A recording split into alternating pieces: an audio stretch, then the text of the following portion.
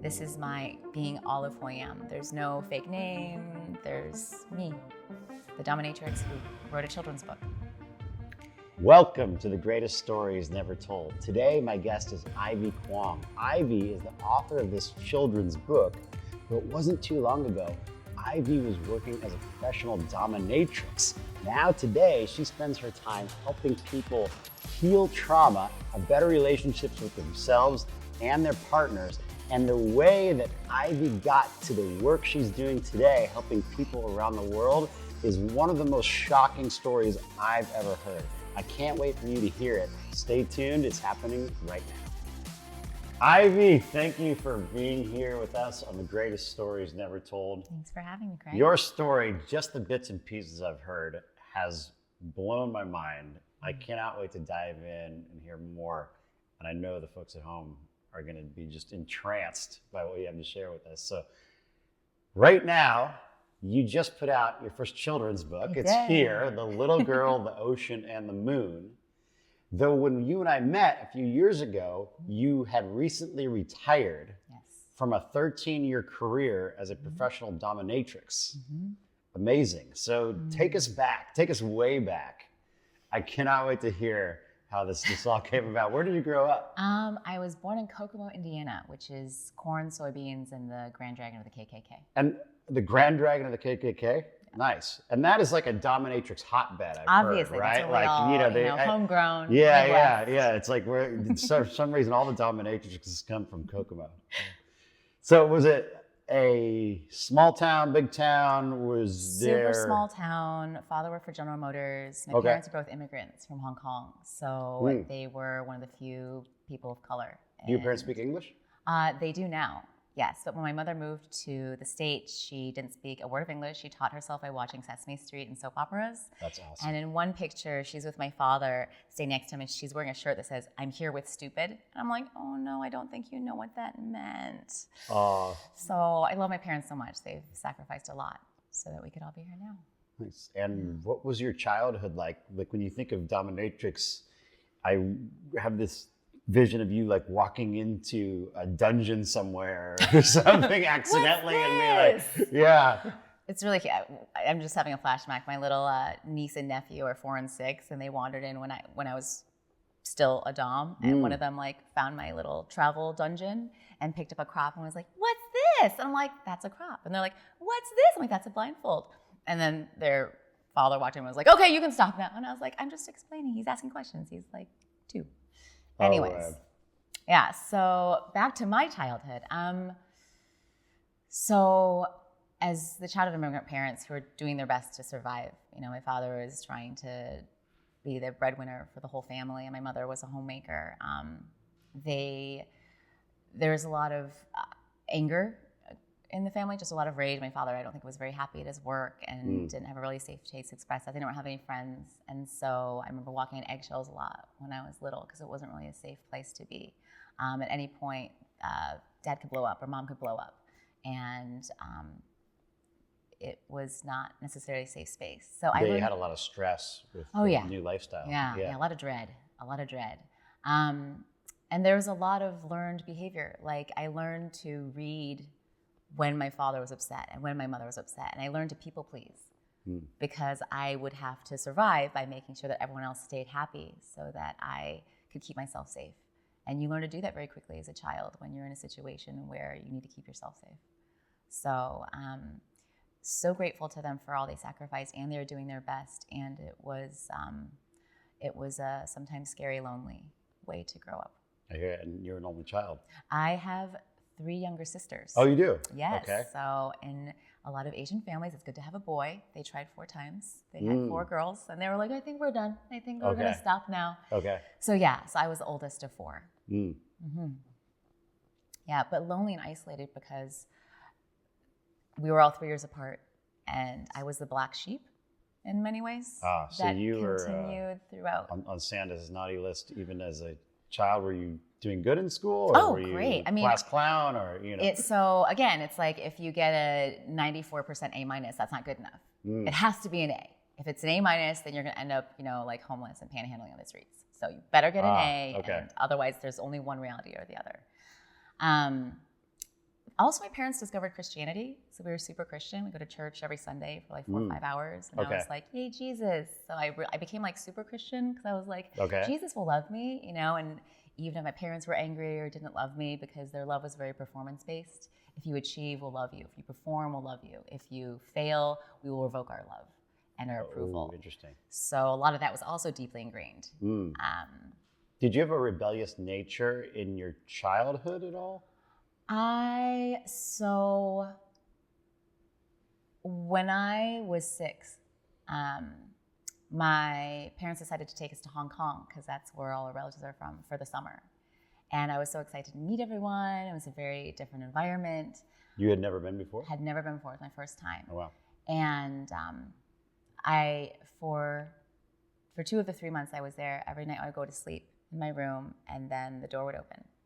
And a cousin would come in, and bad things would happen. There was sexual assault, there was sexual trauma, and I became terrified of going to sleep every night. And I was told, "Don't tell anyone, you'll get in really big trouble." So of course I didn't. Whoa. And after that, things changed. My parents didn't talk about it, didn't deal with it. Was it known? Did you I tell told them, or did they? So what happened was, when I went back to school in the States, there was a presentation one day, like, if anyone touches you in your private parts, you have to tell an adult. So I told a teacher, and she told my parents. And I actually vaguely remember, I think I went to a therapist one time, and she played a game with me where she showed these cards. She was like, "What do you feel when you see this picture? A kid riding a bike." I'm like, "Happy." "What do you feel when you see this picture? A kid, like, you know, spilled milk, crying." This picture, and there's literally a shadow in the doorway. And I shut down, and I didn't say anything. And then my parents were like, "Okay, I think she's better." And that was it. I never saw that therapist again. So I still wonder what would have happened had I continued that. But after that, I kind of became more I acted out more. I was more angry and frustrated. I think I just had a lot of feelings. I wasn't sure how to express them or how for them to be comforted. And the result was punishment because my parents didn't understand that I was hurting. Oh, wow. Was the cousin closer to your age or closer to your parents' age? You know, he was in his teens. Okay. Yeah. Wow. Yeah. And then in school, were you doing super high achiever? Super high achiever. School, I was straight A's. School, I was teacher's pet. School, I excelled. But a lot of emotions that you didn't really know where they came from. And I was an angry child. And so things that would happen that were this small would get this big of a reaction. I didn't know how to, again, control or express my feelings in a safe way. And did you want to get out of Kokomo, or were you cool being a small town girl? So my parents moved from Indiana to Michigan. Okay. And so then, little move, still in the Midwest. I'd never known anything else. So I went to college at the University of Michigan, and super excited to, follow freshman life, excited I can totally redo myself, because in high school, super nerdy, glasses, the Coke bottle kind, braces, retainer. Were you dating in high school? Never, not one person. Oh, wow. I borrowed a girlfriend's boyfriend to go to prom because I didn't have a date. And so there was never any contact with any boys. Did you feel okay with that, or were you longing for that contact, or were you like, stay the fuck away from it? I was obsessed with hockey, and I knew every single player's goals against average and stats and their marital status. So I had posters all around my room. I was, like a teenage girl. I had my crushes and zero interest. I was like the weird, nerdy Asian girl, and so maybe they'd want to copy my homework, but they wouldn't want to date me. That was a foreign concept. Also, my parents were like, "You don't need to date. You'll just focus on school, and one day when you graduate with a good job, then you can get married." They're just, very black and white. So there was that. So there was one incident where I was 16, and I was really excited to go on a field trip with my school, overnight in Lansing. I forgot my permission slip. It wasn't signed, so my government teacher had his 17-year-old son drive me home. And so this is the first I'd ever been alone with a boy. And so he started driving me home. He's like, "So, ever seen like Jerry Maguire?" And I was like, "No." And he's like, "You want to watch it?" And I was like, "Okay." So we drove to his house. I'm like, "Oh my gosh, I'm gonna watch a movie with a boy. I'm so excited. So I was really nervous when we were watching the movie. Did you think he was cute? I thought he was super cute. Okay, And I was so excited. Like I never been alone with a boy ever in my entire life. 16 years old, we're watching the movie. You know, I'm feeling all these feelings. I'm really nervous. I have my braces. I have my like terrible perm. And at the end, like I'm just like, okay, I guess you're gonna go home now, baby. I'll see you again. And I was like, I went on a date. And he looked at me. He's like, I'll only take you home if you give me a blowjob.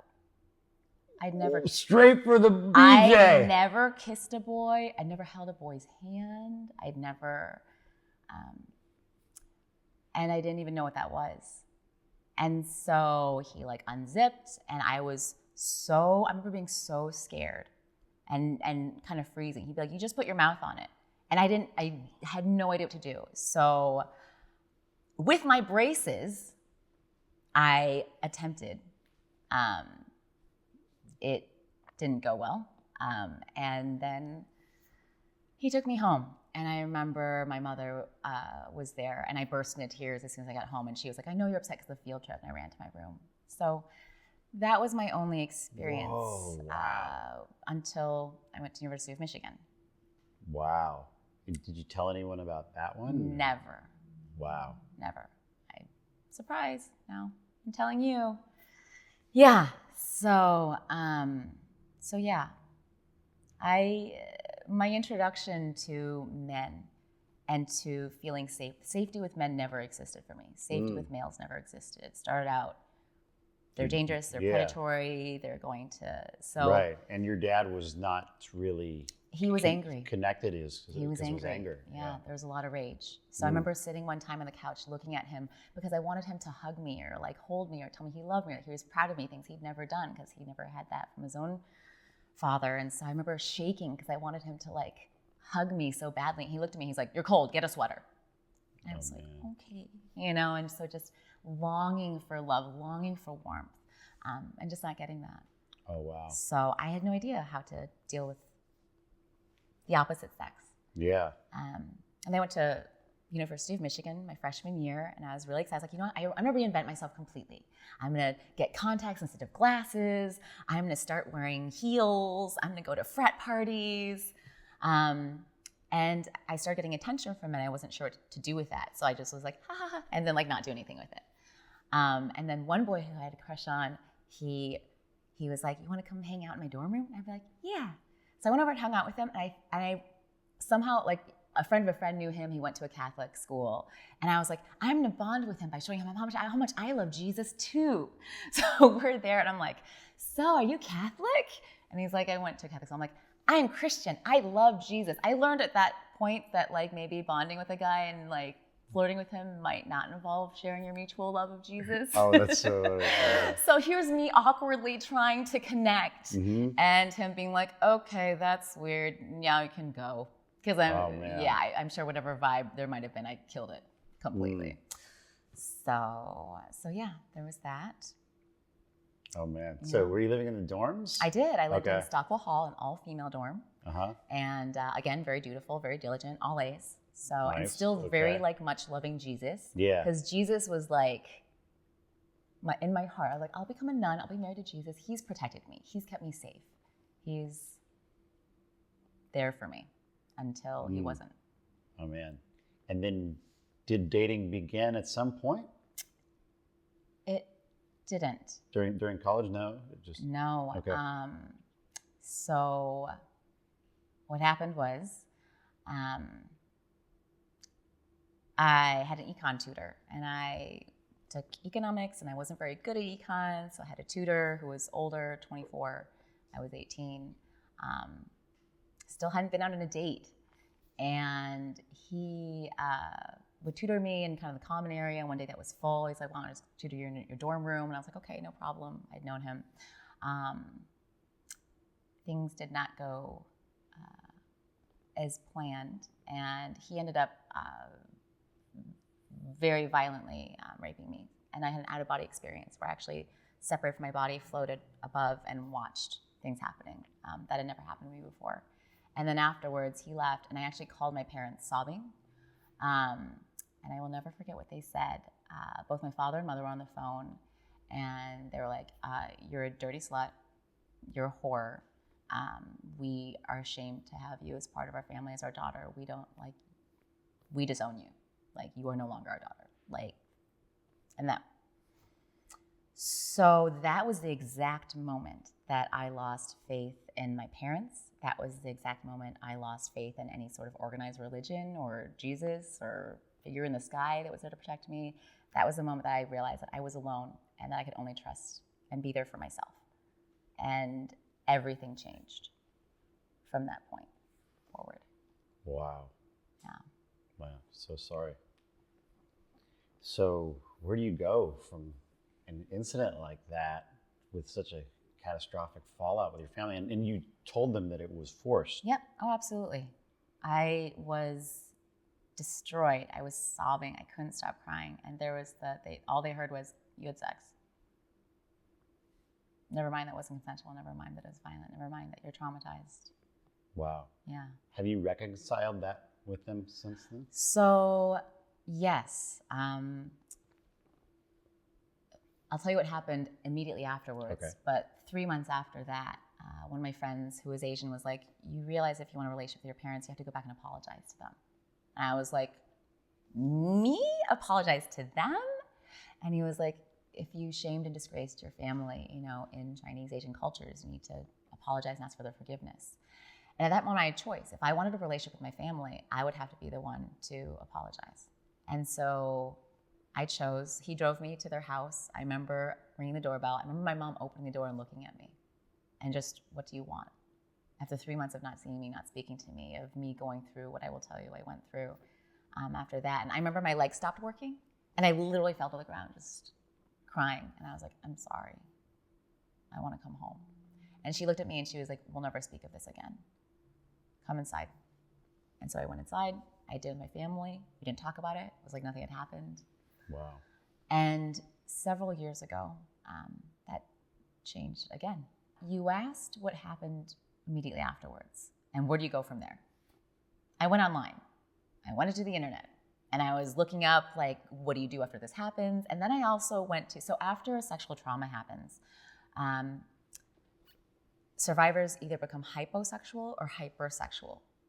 And hyposexual is you stop becoming interested in sex. Sometimes you gain a lot of weight to kind of deter anyone from being attracted to you. And you can develop a condition called vaginismus, which is where you can't even insert a Q-tip because there's an automatic response to shut down, to defend yourself against any sort of penetration.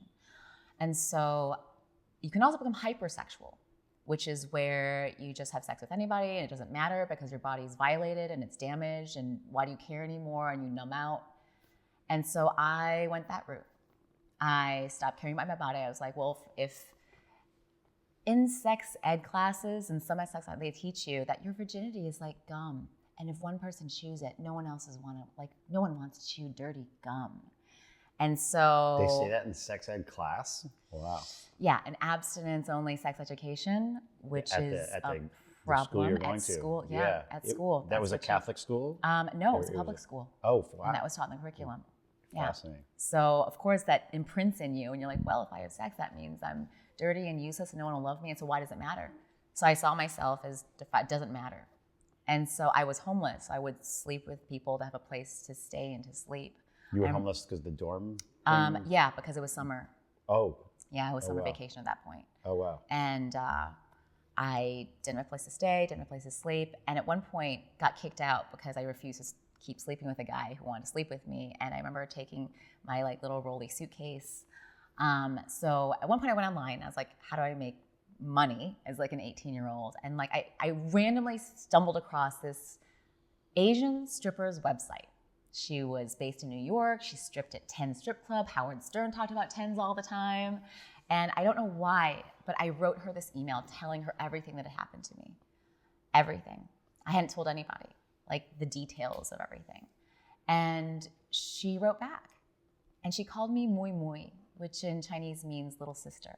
She's like, Mui Mui, I'm so sorry that happened to you. I have a history of sexual trauma too.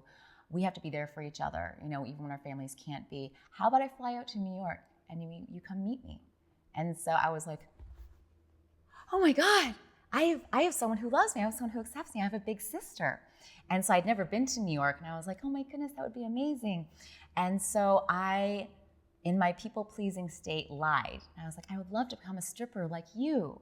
Like, I think that'd be great. And she was like, oh my God, I'm so proud of you. And she like, before my trip to New York, she shipped me a box of stripper clothes. And I was like, oh my God, look at these like tiny little things and strings. And there was no strip club actually around in Ann Arbor. Okay. But I actually lied to her. And I was like, hey, I got second place in an amateur contest. And she's like, I'm so proud of you, moi moi. And here's me in the throes of like wanting to be accepted, wanting to be liked, wanting to be loved, and becoming who I thought she wanted me to be. So then I fly out to New York. I remember stepping off the plane. There are these giant buildings. I'm a Midwestern girl. I've never seen a big city before. And everything was so just shiny and dramatic. And she showed up and she was in all black with long black hair, covered in glitter, smelling like vanilla or like cookie or some sort of scent from Bed Bath & Beyond or whatever that store is with all the fragrances. And she took me out for sushi. And that was the first time I'd ever had sushi my entire life. Oh, wow. And the unagi melts in my mouth. And I was like, oh, she's like this angel that's come to rescue me. This like sparkly cocoa butter smelling How old stripper. are you now? 18, 20? Still 18. Still 18 years old. 18 years old. Wow. I was a baby, Craig. Yeah, and so she's like, I'm so glad you're here. There's so much to teach you. Let me take you to my club tonight. Maybe we can dance together since you've been dancing. I'm like, oh my God, I don't want to be naked in front of the strangers. But I'd never been to a strip club before ever. And so I'm like, here, 18 years old, New York City. She takes me to Tens, like walk in, there's like music. There's this sweet little old lady. She's like, that's the house mom. I'm like, what's a house mom? And there's like I remember a big tray of lasagna and the strippers are like running down between sets and like eating lasagna and going back up. And I'm What like, is a house mom? you're like, hold on. I guess she's someone who like kind of takes care of the girls, like tip her out and everything. Okay, got it. So Oh, wow. it was just like this whole scene and culture that I was a whole new world. And so she's like, you want to come like dance with me on stage? I'm like, no, I'll just watch you. So I watched her and she did her sets and she collected her money and like so much money. I was like, oh my God, that's a lot. And then I spent the weekend with her and at one point she had a conversation with me and she was like, okay, so it's 1998 at this point. Okay, and how old is she about? She's in her mid-20s at this point. Okay. Yeah. So she takes me out to dinner and she's like, okay, so I have a business proposition for you. And I'm like, okay, what is this? And she's like, so there's something called the internet. Because it's 1998. Like, this is like the very beginning. And she was like, so you can do something like a membership site, which means you just put pictures of yourself on the internet, and there are people all around the world who will pay like $59.99 a month to look at pictures of you. And I'm like, really? She's like, yeah, like all my girlfriends are doing it, and they're all making tons of money, and we should do it too. We should pretend we're like together and then make sexy pictures and then people pay all this money. And I was like, wow, that's crazy. And so I've never told anybody this before, but she like started a Yahoo group for me. Okay. I guess we had a fake name and she like took pictures of me where I dressed in like cute outfits and like hid my face, by hiding behind my hair. And there were thousands of people that joined. And then I started getting fan mail. And it was funny because at this point, there wasn't Gmail. There wasn't like Yahoo. So people were emailing me like at harvard.edu, at like all these businesses, like .com. Like I was using you saw their own real email Their real email addresses. And I was like, whoa, this is crazy. Wow. And so, were you business partners with her? Were you guys charging money at this point? So I didn't want to take naked pictures because I was nervous. But I was like, she's like, let's just see this interest. She's like, see, look at all this interest. People want to know you. People are like, when is your membership site going to be ready? I would love to see. And I was like, oh my God. And she's like, but one thing has to happen before we move forward with this. You need to do something about this. I'm like, what do you mean? She's like, you need to like a D cup. And I was like, oh. And so she wrote me a cashier's check for $15,000. She's like, find the best plastic surgeon, get your D's, and we'll go into business. And that'll be it. We'll be 50-50. Let's do it. So that was like her venture capitalist check. I guess so. Whoa. Like, that was the round A funding maybe. And so I remember I flew back to Michigan and then had one of those moments where at this point I hadn't reconnected with my family. What do I choose? What path? I imagine we all have those moments in our lives where we have a choice about what direction we're going to take, and they can lead to very different paths. The red pill or the blue pill. Oh, absolutely. Yes. And so I remember looking at the money and looking at her website and looking at what she'd put up for me so far. And I chose to send back the check because what little of my heart, my soul, my love for myself I had, I was like, if I go down this path, I will lose what I have left. There's part of me that just knew that. And I have the deepest respect for all sex workers, and I, at that point, for myself, given where I was at, knew that that would not lead me to a good place. And so I said no. And then she switched. She went from loving big sister to very angry investor who did not get their return. And I was like, wow, okay, so I guess she only wanted me to make money with versus really caring about me. So that was someone else I really hoped would be there for me and wasn't. And just wanted something. So did you ever come in contact with the brief stripper mentor you had in New York City? Yes, my stripper mentor.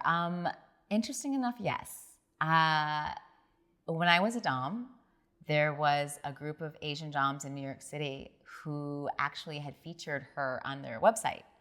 And so after years of not speaking to her after our falling out, when I returned the cashier's checks and I want to get breast implants and go into business with her, I found out that she had gone on to become one of the biggest porn producers on the East Coast.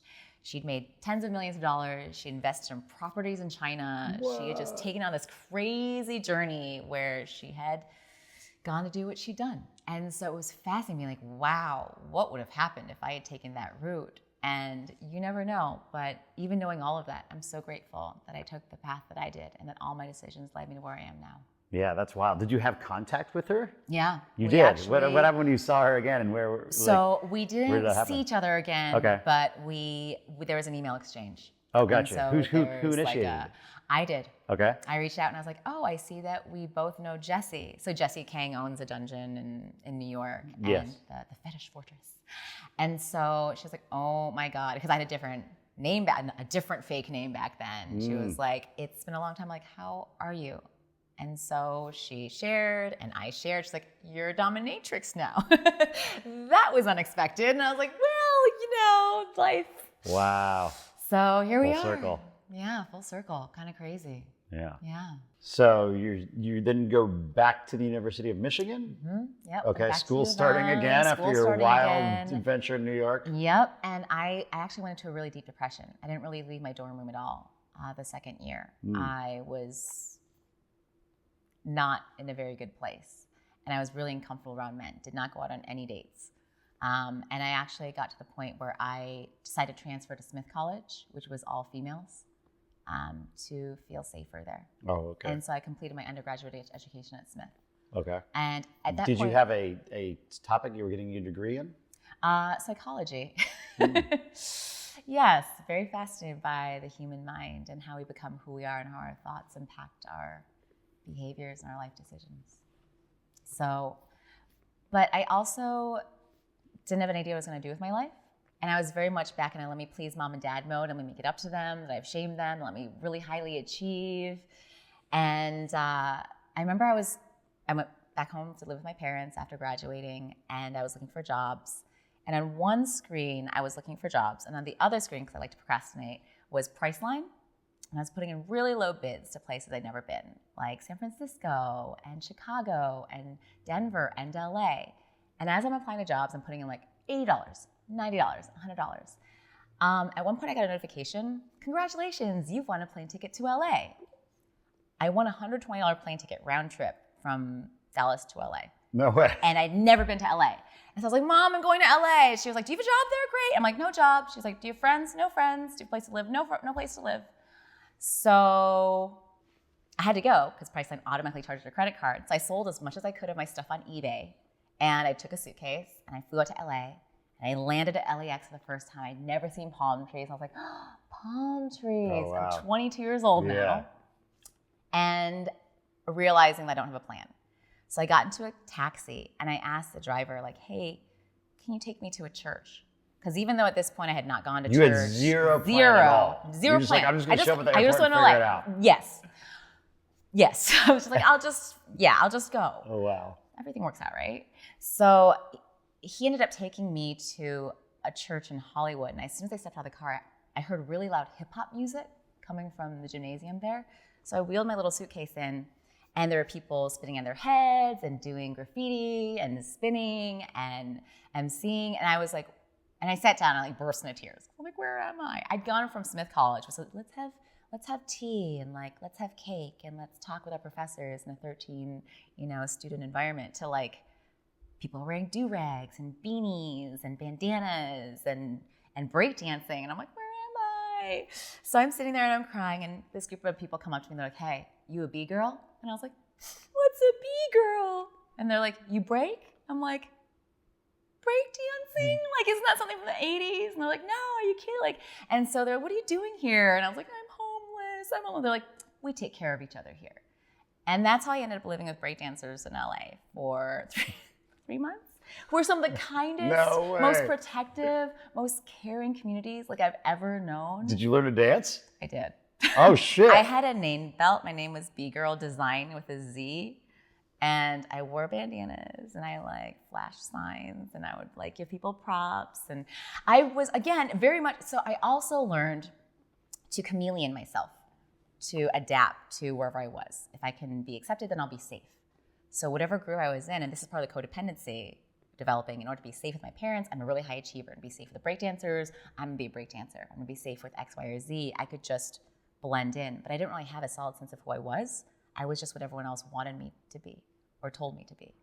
So I lived with breakdancers in LA for a while, and do you, B-boy, Craig? We used to live together. I don't know if you remember.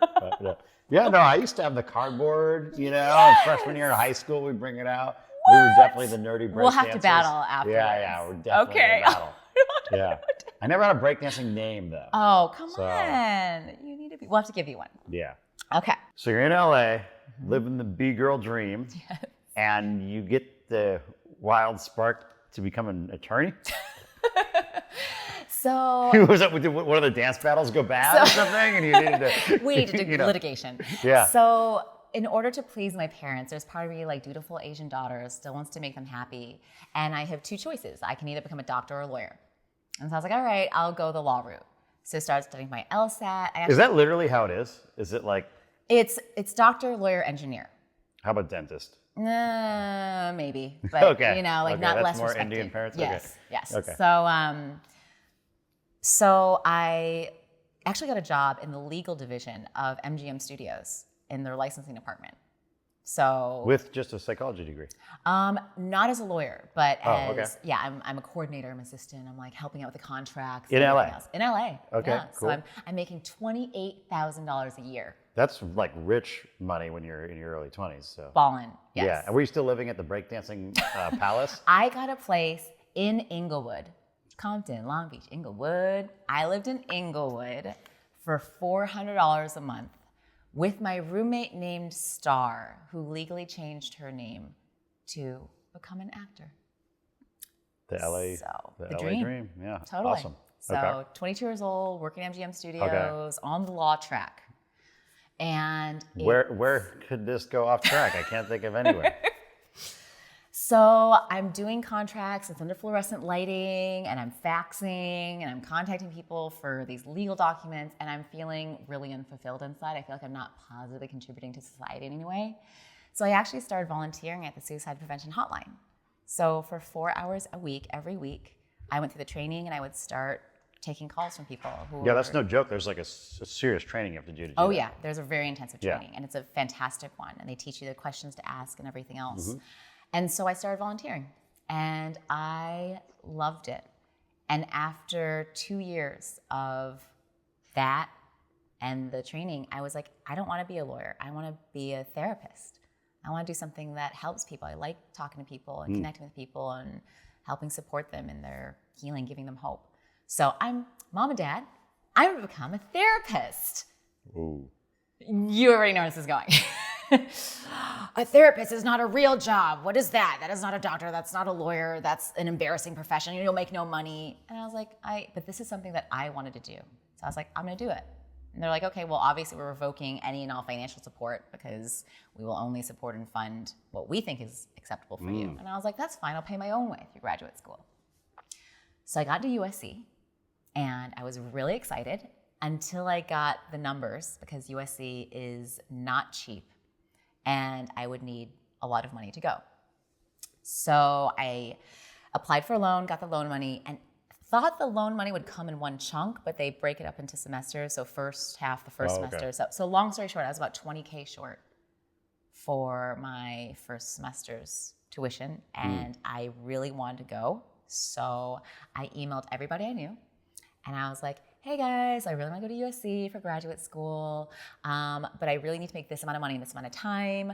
I am willing to do anything except taking off my clothes and selling drugs and doing anything legal. But anything else, like selling Cutco knives, whatever I can do, I will do. And and so like, what can I do? All right. So most of my friends who were, just starting in careers were like, good luck with that. If you know how to do that, let me know. But there's one person who emailed me back, who is a former professor who I had taken a class with, professor of human sexuality. And so he was like, so if you're serious about this, I have someone you should meet. I was like, wait, my, no taking off my clothes, no selling drugs. And he was like, yeah. He's like, well, why don't you just meet her? She lives in West LA. If she likes you and decides to work with you, then you will be her apprentice and she'll be your mentor. And I was like, oh, I've never been an apprentice before. And so I was like, wow, well, what is it for? He's like, just talk to her. She'll explain. And I was like, okay, I trusted my professor. I really respected him. So I got the address, I got her number. But this is your USC professor? Yeah. No, actually, I'd taken a class earlier at the community college, Santa Monica Community College. Yeah, Dr. Winston Wild. And so we met at her little ranch-style house in West Los Angeles. And she interviewed me for an hour, like, why do you want the money? Tell me, more about who you are. And so after a very thorough interview, she looks at me and she was like, okay, I'll train you. And I was like, great. What do we need to do? And so she's like, come here, I'll show you. I'll show you where we're going to work. And so I was like, great. So I follow her down this long hallway that leads to a white door. And she walks up the door and she opens the door and I step inside and it's a dungeon. There's a bondage cross and a spanking horse and floggers and whips and quirts and cuffs and leather and it's a full dungeon with. It's a full-on dungeon. It is. I've never seen one before in my entire life except for movies, and here I am, just like I can touch it. I'm like, oh, this is a bondage cross where people are. Okay, yeah, that's interesting.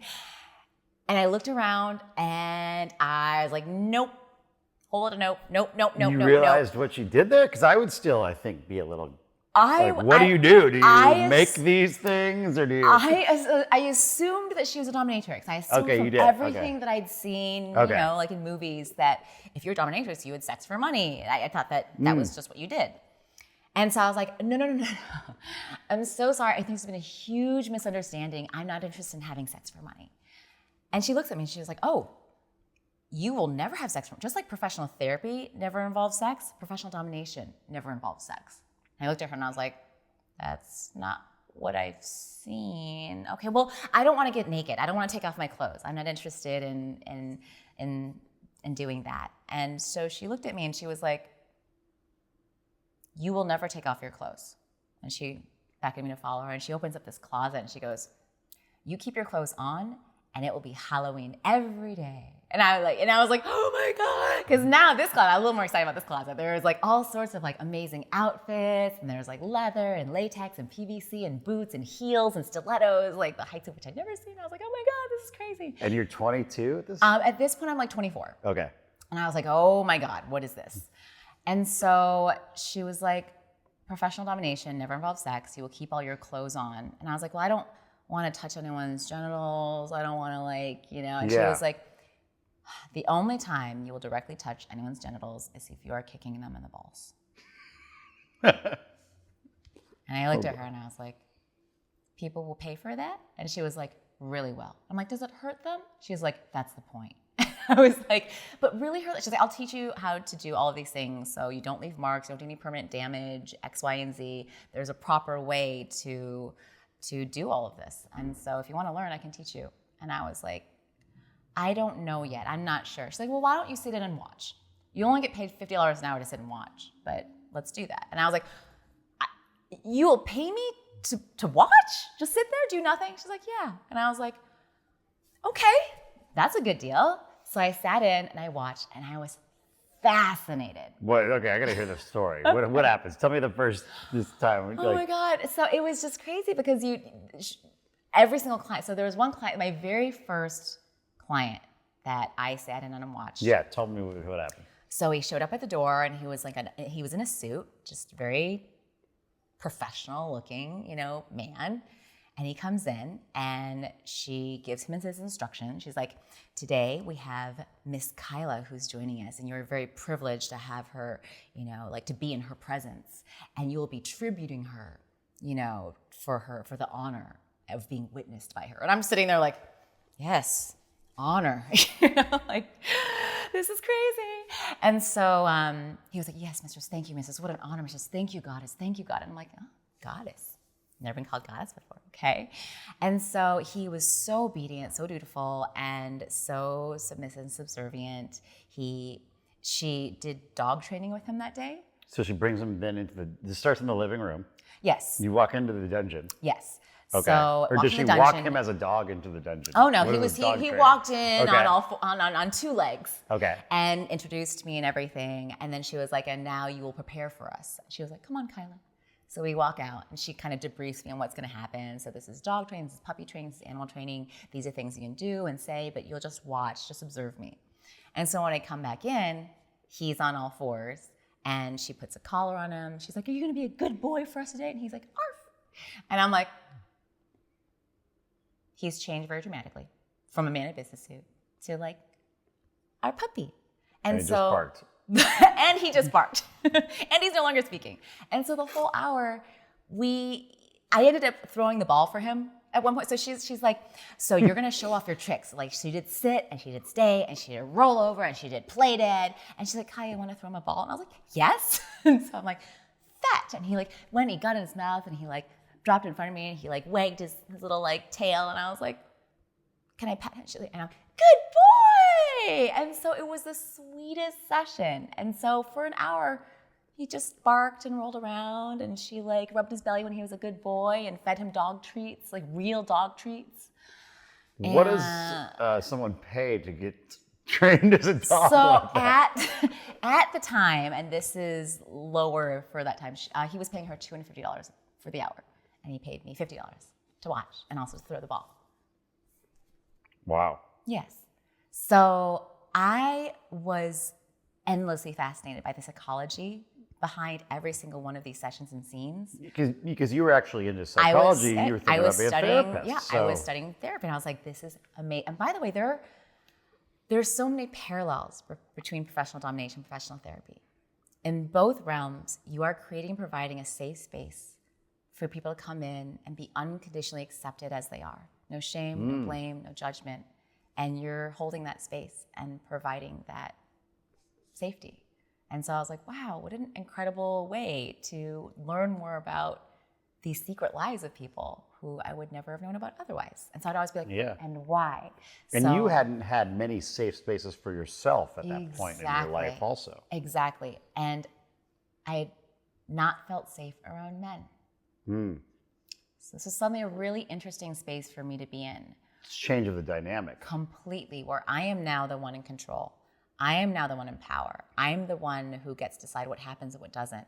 And the submissive says, yes, ma'am, thank you, ma'am, and honors and respects my no, which I'd actually never had. Was there any thought consciously, and now maybe you would have a deeper understanding subconsciously of I'm going to get back at the male race for all the trauma that it's interesting because there is sometimes a stereotype of doms being these man-hating bitches who just want to beat guys and hate them for all the pain they've inflicted on women. Yeah, I've never gotten that vibe from you.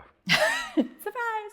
Well, I loved these clients who came in. They were so kind, and they were so gentle, and they were so tender, and they were so respectful, and they were so caring of me and what I wanted and what I needed and wanted to make me happy and wanting to please me and not wanting to make me upset in any way. And so I had such deep appreciation and respect and care and truly love for so many of them, because this is something that I'd never experienced even from my own father. Oh, yeah. Like this level of safety. And it was a really interesting space, because I actually think that I did a lot of deep healing through this work, being exposed to multiple men who didn't push my boundaries. Well, some did, but I dealt with them. And had a place to kind of work through my things, but in a very loving and healing way. So how did, then you observed a few sessions, and what was the moment where you decided, I can do this. Or So was it after that first dog training session? I feel like she started me off really light and easy. I was like, this is fun. I love domination. Okay. She's like, there's more. So I apprenticed with her for a couple months, and it moved from me observing to me doing double sessions with her. Okay. And how do you know what you like unless you try it? So I tried it. I was like, let me try everything. The first thing I tried that I didn't like was race play. Race play didn't feel good. Is that when you're like calling someone racial slurs, or? Yes. Okay. So she was African American. Okay. And I'm Asian. And she had a white male client come in who was into race play. And so she had him, just bow down to us at the beginning of the scene. And she was like, all right, just insult him. And I'm like, what do you say? She's like, just follow my lead. Can I be uncensored about it? Okay, so she walks around and she's like, look at what we have here today. And he's like, oh, I'm so grateful to be in such a superior ethnic, like in the presence of superior ethnic goddesses. Thank you so much for letting a lowly white male serve you and be underneath you. And I was like, what is this? What is happening? Like, this is not the way things normally go. And so she's like, we have a lowly whitey with us today. I was like, whitey? Who says whitey? And I was like, I can't say whitey. And she goes, we're going to do this lowly cracker. And I'm like, cracker? Like, I'm trying to keep it together, because I'm like, who says this stuff? And so she's like, here, we're going to remind him of his place by writing with permanent marker what he is all over his body. And so she's going all in on the verbal humiliation and degradation. And I'm like, what do I write? She's like, write honky. And I'm like, oh, I was so, my whole body was cringing. I was so uncomfortable. I've been racially discriminated against. I've been called names like chink and just things that didn't feel good. And it didn't feel good to do that to someone, even though they wanted it, even though it was consensual. Right. It just didn't feel good. Yeah. And at one point she was like, you have to say something, because she was carrying the whole session. And she was like, Mistress Kyla has something to say to you. And I was like, oh God, I'll put on the spot. I still remember what I said. I was like, yes, we ethnic goddesses are vastly superior to you because your skin is white and it burns so easily in the sun. And he was like, oh yes, I have inferior white skin that's so pale and so delicate, and you superior ethnic goddesses don't burn. And I was like, oh, I can't do this. Oh my God. But he was so grateful, to hear that. It was so exciting for him. So after that session, I told her, I was like, I don't want to do any more race play scenes. I learned, that's a boundary, it's a limit. It doesn't feel good, so I'm not going to do it. And I never did one again. So I learned. Okay. And then when did you decide to go off on your own? So after when were you ready to leave the after dungeon? Fly off on my own out of the nest, out of the dungeon nest. After about 3.5 months, I decided to go independent. Okay. And I was like, I'm ready. And then do you have to take out a loan and build your own dungeon? This is welcome to the wonderful world of BDSM, Craig. So all around the world, there's an incredible network of doms. And many of us travel, and when we travel, we rent out other doms' play spaces. Oh. So they're gorgeous dungeons. So there's a whole Airbnb of dominatrix spaces if you know where to look. If you know where to look. There's a whole space where you can get an incredible Victorian mansion in San Francisco. Oh, wow. This gorgeous flat in London, this incredible underground cave in Japan and Barcelona. These are real places you're talking about. These are all places that I've personally rented from. Yeah. So they range from on the low end, in New York, oh my God, tons of dungeons there. And there are commercial dungeons that are legal and licensed. And then there are people who just are also doms who rent out their play spaces to other people in the community who they know, like, and trust. Okay. And so you can rent anywhere from $50 to $150 an hour. Okay. And you get all access to the space for that hour and all the implements and tools and equipment. I actually did have my own dungeon, but actually there are a lot of operating costs to running a dungeon. And I was like in the dungeon rental and operating play space business for a little bit, but I was like, I'll just rent. Where was yours? Mine was in LA, off La Brea exit. Okay. Off the 10. Is it still there? Did you sell it to someone else? Like I think I saw that Craigslist ad. It was like dungeon. Yeah. I actually rented it from this really sweet man who was like, ma'am, if you ever have any problems, I'm a retired private investigator, my friend's a sheriff, so we've got, and I'm like, yes, thank you. I'm a therapist. Don't ever come over. He actually came over one time, and I had convertible furniture, but the thing is, the walls were painted blood red. I had this gorgeous black, like dripping with crystal chandelier, and the floor was gray, and he walked in and he was like, nice office. I was like, thanks. Like, what do you say? And then there's like an in and out. So, but I was pretend I pay my rent on time. So yes, that's the Dom network. Wow, fascinating. Yeah. And I imagine in the 3 months you were apprenticing, you learned all types of different I worked 5 to 7 hours a day. Oh yeah, you learn about 5 to 7 hours a day. This is every day. There's that much business. How many clients a day were coming through there? It's interesting because in the world of professional domination, BDSM, there's this much demand and there's this much supply. Because people actually understand and know very deeply the psychology of it. Like anyone can pick up a whip and be like, I'm gonna beat you. But in order to deeply understand the psychology of it and the power dynamics and to be able to work with clients in a way where it's not just going through the motions, but you're actually transported to a completely different space, takes a very different skill set. Okay. And so there's massive demand and not that many right now really incredible DOMs who know what they're doing and who do it well. And there are a lot of fly-by-nights, like kind of fast food domination.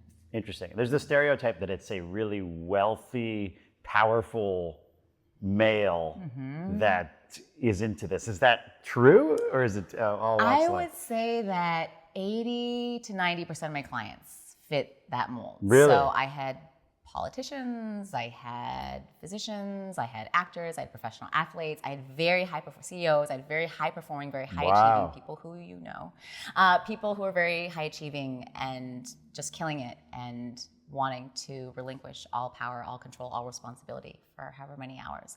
I had a client who runs a very successful company and who has a really hard time, sleeping because he came into me for bondage, like inescapable, immovable, like complete full immobilization. So he can't even wiggle his fingers. Is that like duct tape with just a couple slits for the eyes? So that's a body bag that's just totally strapped in. You get like a full hood that only has like a small like breathing hole.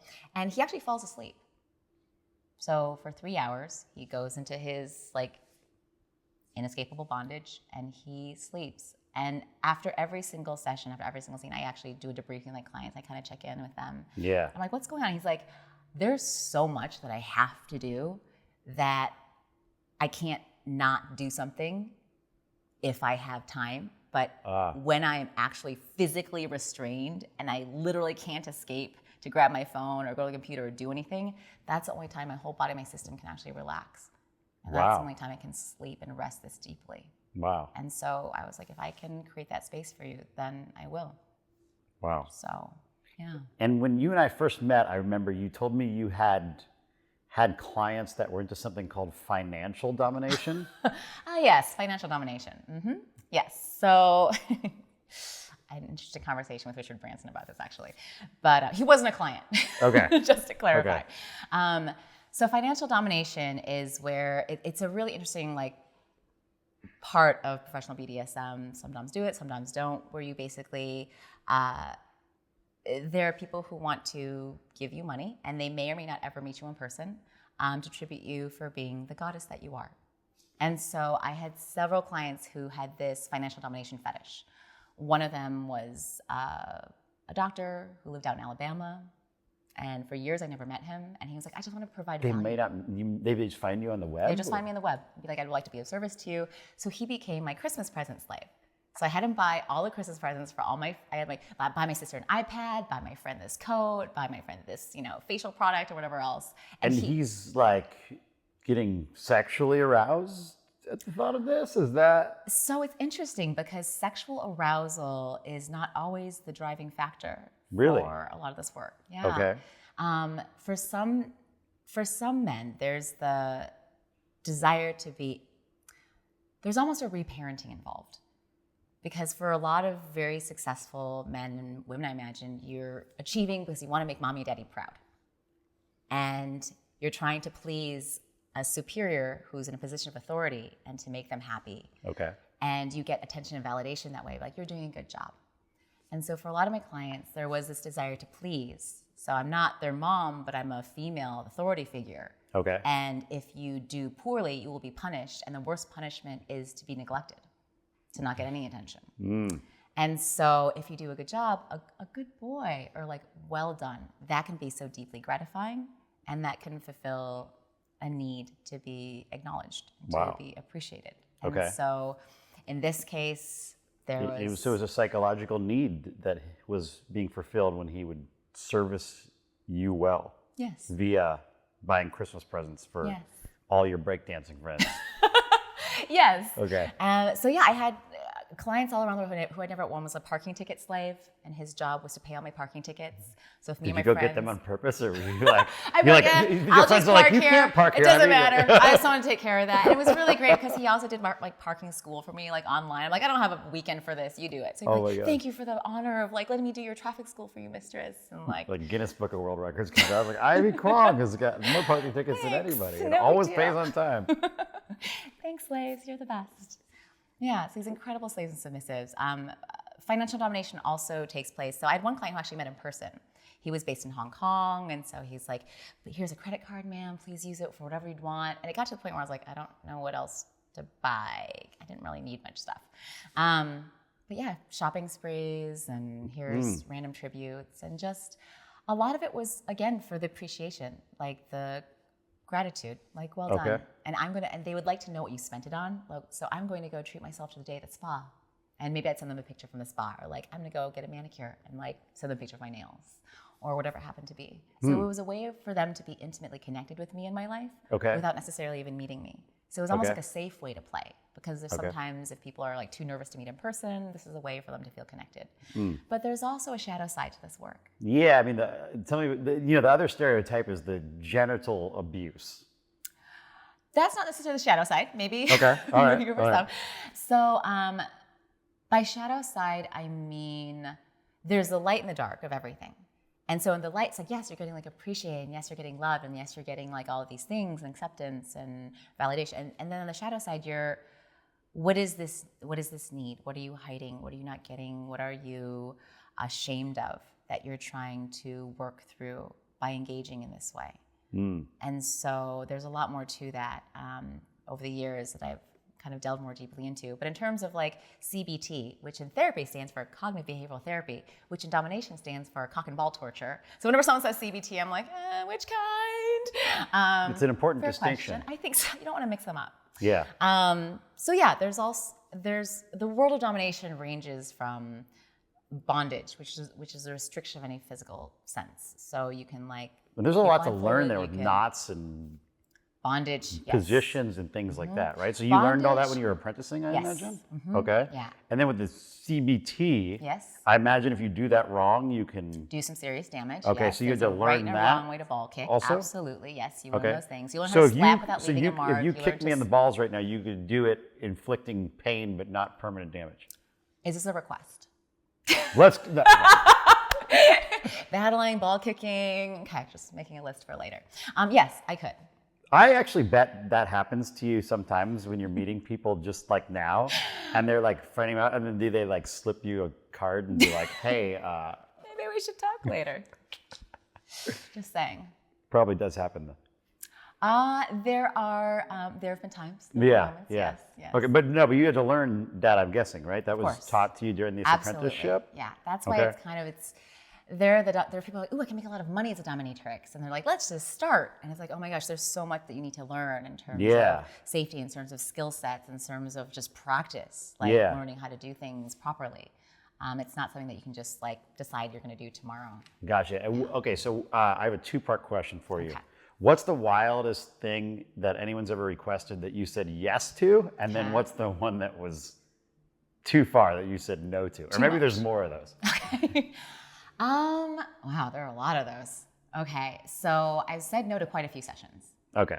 So there's a point where I decided that I wasn't going to do any sort of strap-on play. So Gotcha. any sort of Okay. so just personal preference. This is not going to be something that I do. Also, it's not technically legal since it's penetration and sex. So I didn't do any of that. So a lot of no's, but there are plenty of people I can refer you to. So let me know. I have a wide referral network. A very skilled practitioners. So no to that. There was a guy who was into cannibalism, like a cannibalism fetish. So he requested that he be tied up into like a spit and like play roasted, and to have like me and a bunch of girlfriends dance around and like pretend we're gonna eat him, like cut off little pieces of him and actually like eat it. And I was like, actually cut him? yes. No, I'm gonna pass on that. And there was a client really well known in the LA area known as Stumpy, who was into general mutilation. And so all the doms knew him because he would go to different doms and ask them to actually remove parts of his penis, like cut it off. So he was called Stumpy for a reason.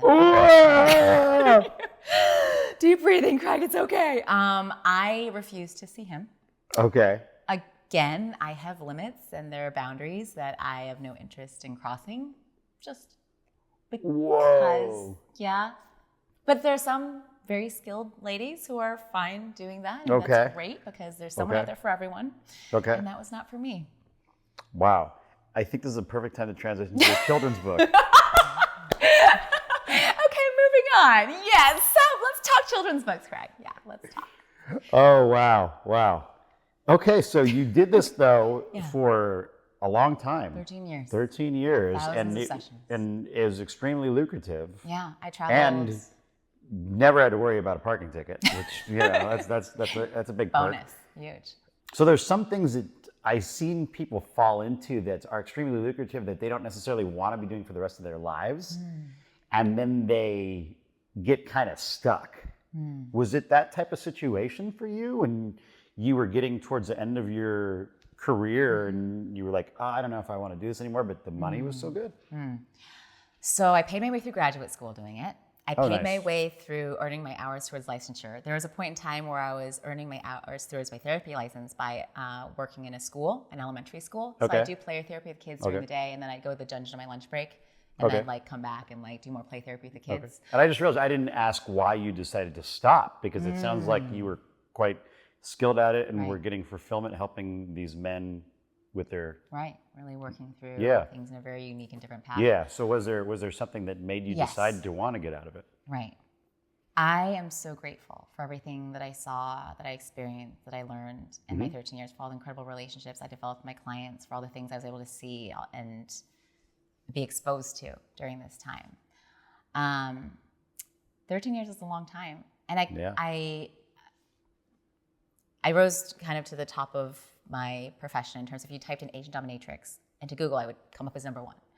And I would travel all over the world, and I would teach, and I would speak, and I had a lifestyle where I didn't have a home. I would fly from LA to SF to DC to Chicago to New York to London to just everywhere. To see clients mostly? Because that's where like high paying clients were? Is that what it was? Okay, gotcha. To see clients. And scarcity. If I'm only here for 3 days, you're gonna go see me. So my life for years became traveling and working and traveling and working. Okay, gotcha. And so you travel around, and what would like a high-end client pay, if you don't mind me asking, for a single session? You said $250 was what your very first session you witnessed was. So, what's an expensive session go for? So, as in many other industries, I found that people will pay you what you believe you're worth. So I started out $250 an hour, and after a few months, I gave myself a raise to $300, and then $400, and then $500, and then you could go onward from there. And so hourly sessions would be $500 and up. And then if you wanted to spend more time together, if you were going to want to spend a few days or whatever else, that would be however many thousand. So, wow. Yeah. So you were traveling around and living out of a suitcase? Yes. Okay. Living out of a suitcase. And why I quit, there are 2 reasons. The first is that it got really lonely. It's hard to have relationships, community, forget dating. I mean, as for dating, through this Oh yeah. whole time. Very long story short, was engaged 4 times, married once. Oh wow. There was all and sorts they all of knew, stories in I'm there. guessing, that you were doing this? Oh yeah. Okay. Yeah. A billion stories. You were in between. engaged 4 times? Yes. Wow. Yes. That was the codependency.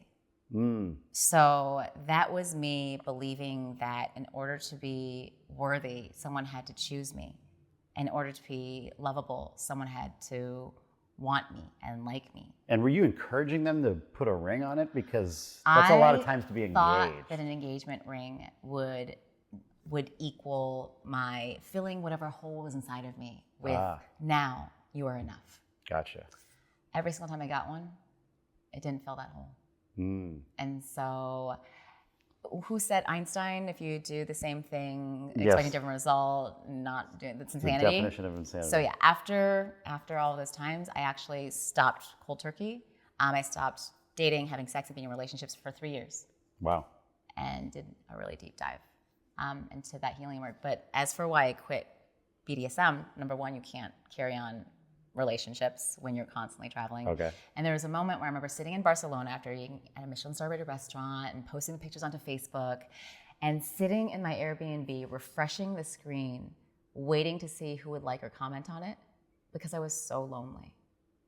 And I was showing everyone that I had this amazing life and people were like, oh my God, you have the craziest life. How are you doing what you're doing as a therapist? Because I was also very compartmentalized. Therapist, dominatrix, never blend the two. Never be all of who I am. I have to keep this separate. I have to keep this in the shadow. I have to keep this in the darkness and keep this in the light.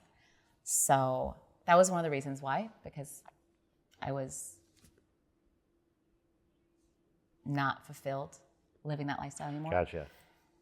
And the other reason why I quit was because I began wondering if I was helping and supporting people at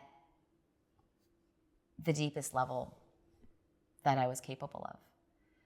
And I realized a lot of my clients were married, and a lot of my clients were in partnerships, and all my clients did not share what they were doing with me with their primary partners. And in some cases, I understood. I had a Persian client who was into cross-dressing. So he'd come in, he'd dress up like Britney Spears, he'd dance around. At the end, he'd wash up all the makeup, take off the wig.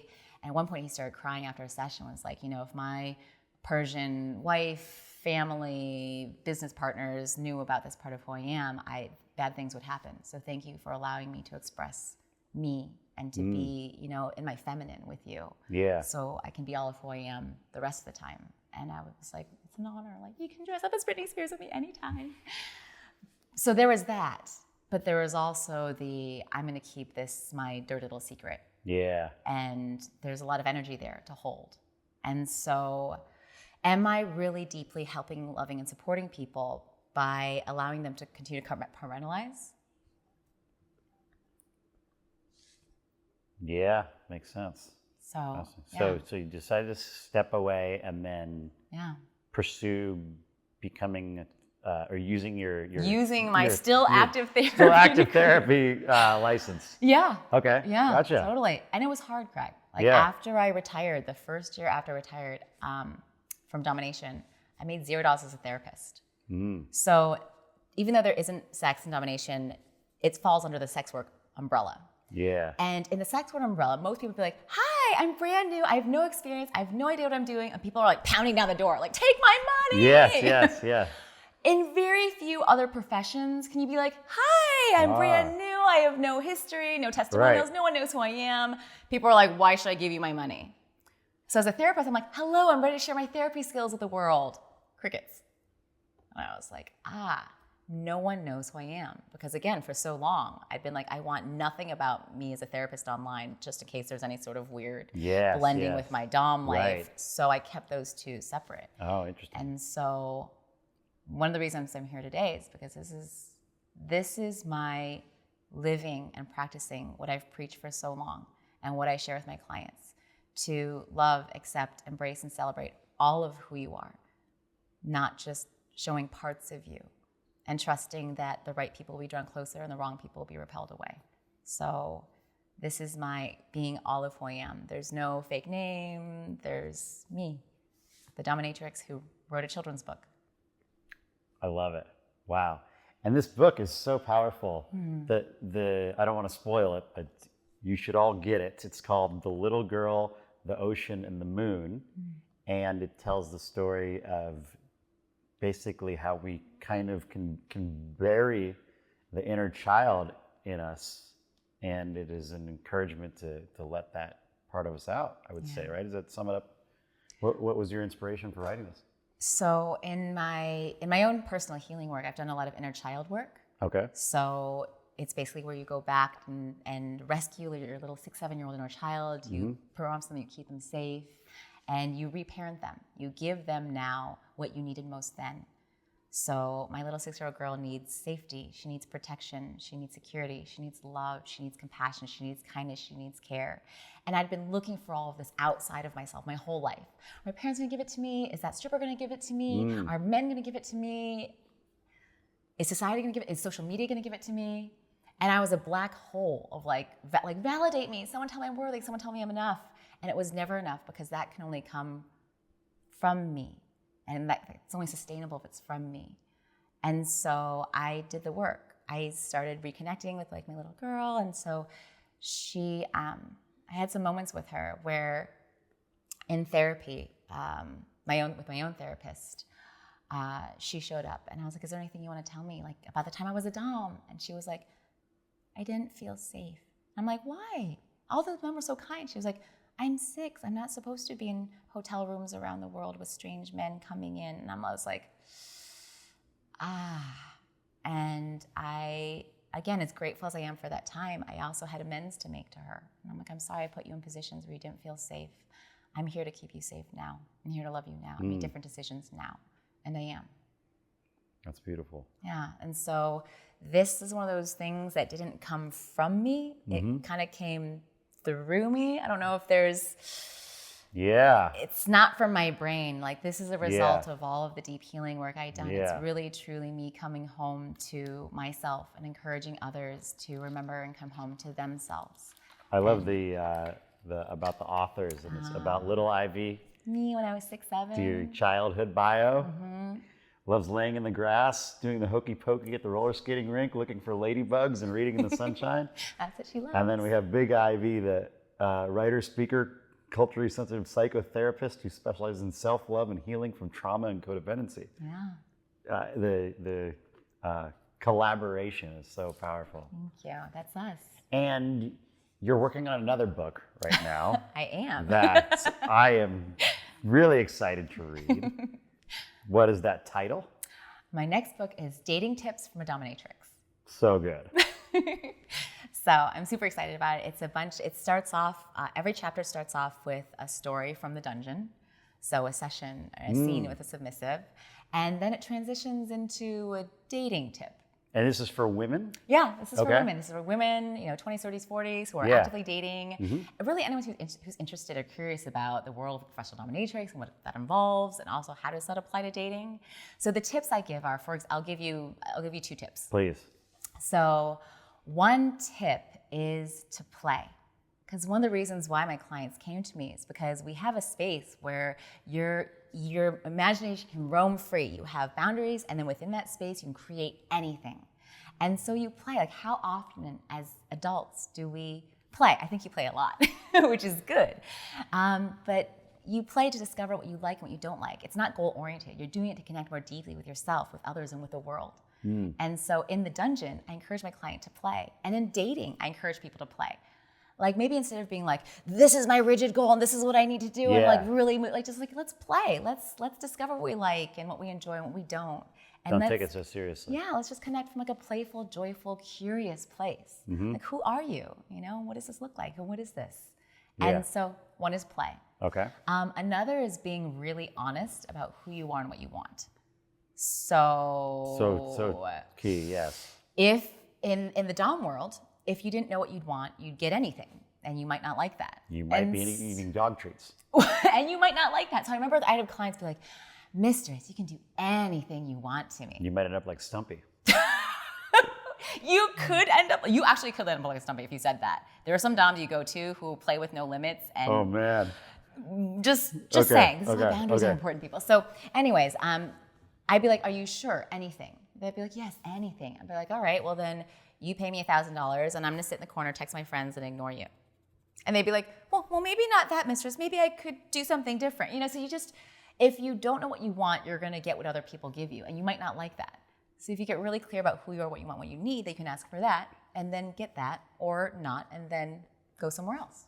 So key. When I was thrown back into the dating world after a rough breakup, I had a life coach at the time, and she had me write down my must-haves, my would-be nice-to-haves, and my cannot-haves. And I'd never done that before. Yeah. And I had to get really honest. Right. That's like your green, yellow, red. And then when you go into a date and they have some of those cannot-haves, right. even if they're hot, you have to say no to the second date. Exactly. And it's almost like a retraining. Completely. But it lets you focus on finding someone that's right for you. Absolutely. Yeah. So there are things that apply both in the dungeon and in the dating world, and really in life. Love it. Now, healing from trauma is something I know you're really experienced in, and that can be something that is so tough for so many people. Yeah. And there's I think a lot of power in what you were talking about, speaking with your little girl or little boy inside. Child, yeah. Do you have any advice or techniques people can use to overcome traumatic experiences or to connect deeper with the child inside? Absolutely. So I have 3. Okay. Are you open to a story? Absolutely. Hence the title of the show. So I'll share one of my most profound and most deeply healing experiences. And it was actually with a dominatrix friend of mine. Okay. And so it had happened after something not pleasant had happened. And so I went in to see her, and she walked around me, and I was fully dressed, and she asked me to take off your clothes for permission. I was like, yes. So she removed my clothes so gently. I hadn't been undressed that lovingly since I was little by my mother. And so then I was fully nude. And then she started placing her hands on different parts of my body, my shoulder, my leg. And she was like, this is your body. This belongs to you. This is your skin. And so just really like firm, like grounding touch. And after that, she looked at me and she was like, sometimes in life things happen and they build up like plaque and we need to break it up to release it. Are you open to me doing impact play with you, which is spanking? And so I was like, yes. So she put me over her lap and she was like, may everything that's built up begin to be shaken up so it can be released. And so I felt the vibrations and like things were coming up and I was just breathing. And she's like, are you open to being tied down onto the bondage bed? And I was like, yes. So she laid me down, she tied me down. She was like, there are things you're holding on to that are not yours to keep and carry. You breathe and let go of them into the earth that can hold it. And then she was like, she took out a wand for fire play. She lit it on fire. How that works is you swap some alcohol in a part of your skin, you touch the flame to it, the fire burns the alcohol, it doesn't burn your skin. Wow. So she started my feet. She was like, your feet choose the direction that you're going to go. May you choose wisely. Fire, feet. Your legs give you the strength to get there. May they have the power to take you to your destiny. So she lit my legs on fire, and then my womb, and then my stomach, and then my heart. And when she touched my heart, I broke down, just cried. So much was coming up. And she's like, may you have the strength to speak your truth, my throat. And so I'm sobbing. There's so much that's being released that isn't from the mind. Because I think when we limit ourselves to the mind, we aren't living the rest of our body. And so at the end of the scene, I'm still sobbing. And she's like, all right, I'm going to go on all mommy on you. You ready? And she like lifts up my head and puts up a tissue to my nose because I'm still tied down. I can't move. And she goes, blow. And I'm like, honk. And then she like held me. And then I thanked her. And that was one of the most deeply healing experiences I've ever had. Sometimes when trauma enters the body, it stays in the body and it needs to be released to the body. You can understand it and it can be helpful to speak it and to get it.